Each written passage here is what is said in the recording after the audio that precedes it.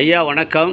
இந்த செய்யூர் கிராமத்தில் நீங்கள் முதுபெரும் வேதியர் ஆக படித்து இன்று முதல் அந்த பணி வாய்ப்பை நம்முடைய திரு ஆலயங்களில் பணி செய்து கொண்டு வருகிறீர்கள்.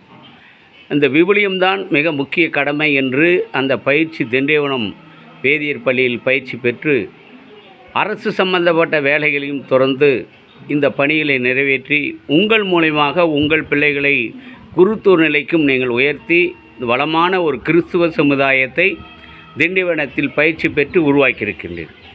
அதை பற்றிய கருத்துக்களை அன்புடன் வழங்குமாறு கோருகிறேன். வணக்கம். நான் 1969, 70 இந்த 2 ஆண்டுகள் திண்டிவனத்திலே வேதியியல் பயிற்சி பெற நான் சேர்ந்தேன். அந்த 2 ஆண்டுகளும் நல்ல முறையில் பயிற்சி பெற்றுவிட்டு இன்னும் ஒரு ஆண்டு சென்னை மயிலை உயர் மாவட்ட பூந்தமல்லியிலே 3வது முறையாக நான் வேதியியல் பயிற்சி பெற்று 3 ஆண்டுகள் நிறைவு பெற்று நான் முழுமையாக ஒரு வேதியராக உருப்பெற்று வந்தேன். முதலாக என்னை அச்சிரப்பாக்க பங்கிலே வேதியராக அங்கு என்னை அமர்த்தினார்கள். அப்பொழுது எனக்கு இருந்த அந்த பங்கு சாமியார் ஃபாதர் ஜோசப் குஞ்சரகாட். மிகவும் அருமையான ஒரு ஃபாதர், ஒரு அருள் தந்தை. அவரோடு பணியாற்றும் பொழுது எனக்கு திருமணம் ஆவதற்காக ஏற்பாடு செய்யப்பட்டது. அப்பொழுது எனக்கு திருமணம் ஆக்கப்பட்டது. திருமணம் செய்து கொள்ள எனக்கு நட்சத்திரம் என்ற ஒரு துணைவியை எனக்கு ஏற்பாடு செய்தார்கள். அந்த திருமணத்தில் கூட எனக்கு எங்கள் வீட்டில் இருப்பவர்கள் திருமணம் செய்ய பல ஏற்பாடுகள், பல பெண்களை பார்த்தார்கள். நானும் கூட ஒரு பெண்ணை நேசித்தேன். ஆனால் கடைசியில் அது எனக்கு ஒரு முடிவில்லாமல் போய்விட்டது. அது கடவுளுடைய விருப்பமோ என்னவோ எனக்கு தெரியவில்லை. நான் அதை பற்றி எண்ணவும் இல்லை, அதை பற்றி நான் சிந்திக்கவும் இல்லை. கடவுள் எனக்காக ஏற்பாடு செய்த, எனக்கு என்று ஒரு கொடுத்த அந்த மாபெரும் கூட என்னுடைய மனைவிதான்.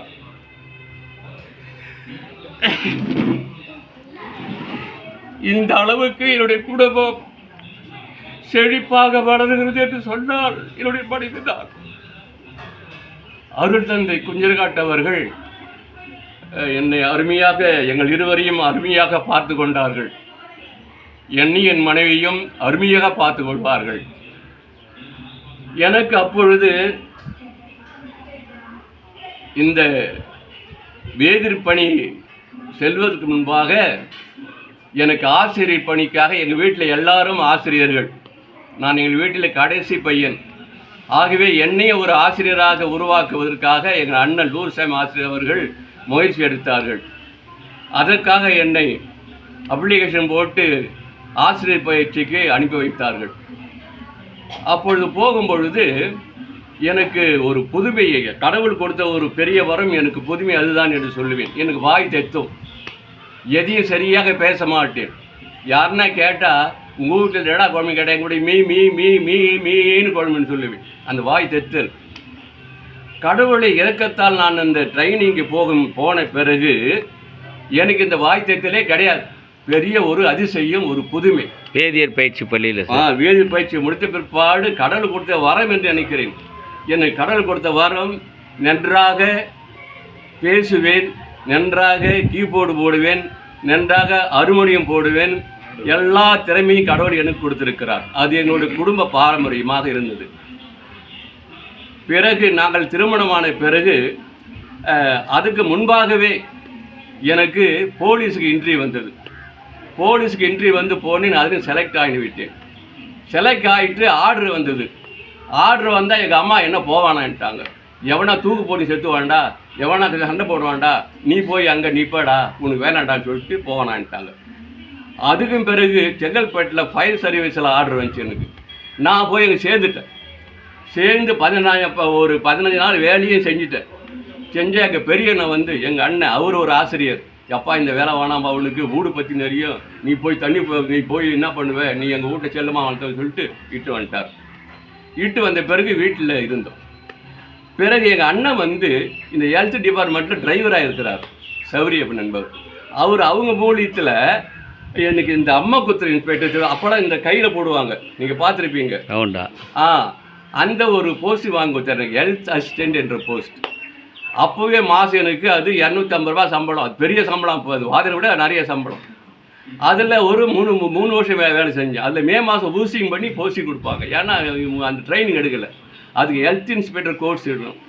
அதுக்கு எங்கள் அண்ணன் வந்து அப்ளிகேஷன் போட்டு ஆர்டர் வந்தது.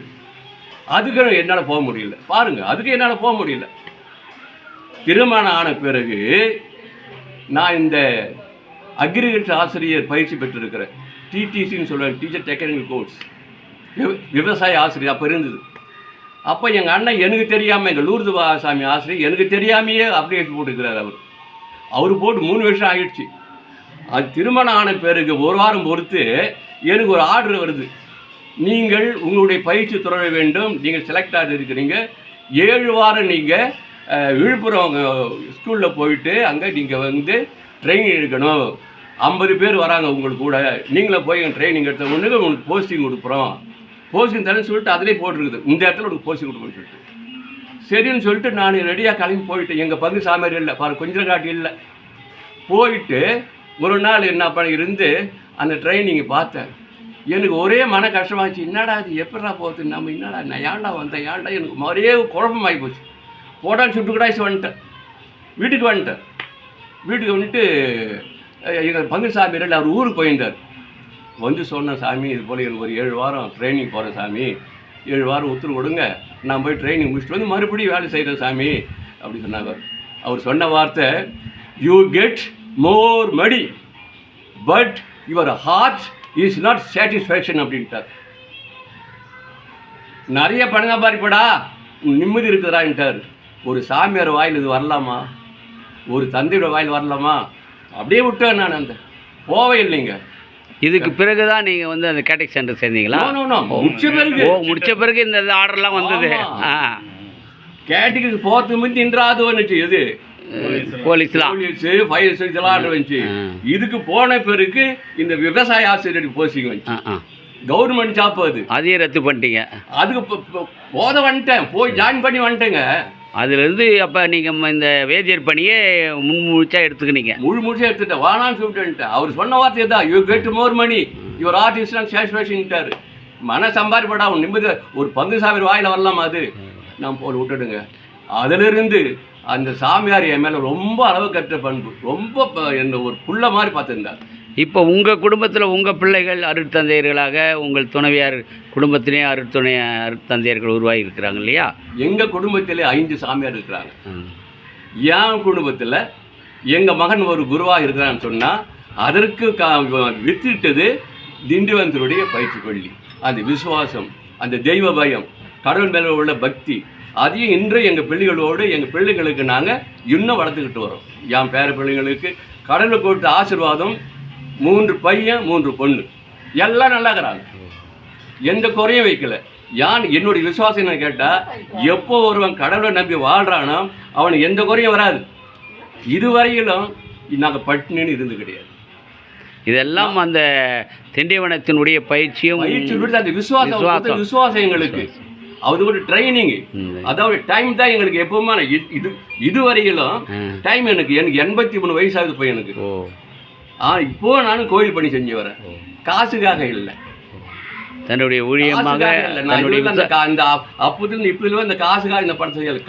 கடவுள் பணி செய்து அவருக்கு எவ்வளோ உதவி செய்கிறார், அவருடைய கிருபையால் எனக்கு எவ்வளோ உதவி செய்கிறார். அந்த விசுவாசத்துக்கு எனக்கு. உங்கள் மகன் கூட செங்கல்பட்டு பணித்தளத்தில் பணி செய்கிறார்னு தெரிஞ்சுக்கிறோம். செங்கல்பட்டு பணித்தளத்தில் டைசல் பொருளாளராக வேலை செய்கிறார், பெரிய உயர்ந்த பதவி. அது யார் கொடுத்த கிஃப்ட்? கடவுள் கொடுக்குறீங்க. உங்கள் மூலமாக, உங்கள் விசுவாசத்தின் மூலமாக அந்த மறைமாநிலத்தை வளர்த்தெடுப்பதற்கான பணி உங்கள் பிள்ளைகளுக்கு கிடைத்திருக்குது. ஆகவே என்னுடைய இந்த பணியை பார்க்கும் பொழுது முதல் நான் அச்சிறுபாத்தில் இருந்தேன், அது கிராமம். அங்கே வந்து இருக்கும்போது ஃபாதர் ஒரு இங்கிலீஷ் மீடியம் ஸ்கூல் ஆரம்பித்தார், ஒரு 10 பசங்களை வச்சு. பிறகு அது இப்போ இந்த அளவு வளர்ந்துன்னு சொன்னால் நான் ஒவ்வொரு கிராமமாக போயிட்டு சென்சஸ் எடுத்து எல்லாரையும் கொண்டு வந்த பிள்ளைகள் எல்லாரையும் போய் சேர்த்து பெரிய ஒரு இதுவாக இருக்குது. அதே போல் அங்கிருந்து நுகுமல் ஐயா இப்போ நீங்கள் பேசுனீங்க இல்லையா, இப்போ இந்த பிள்ளைகள் விசுவாசம் நீங்கள் இருக்கிற நிலையெல்லாம் சொன்னீர்கள். ரொம்ப நன்றி.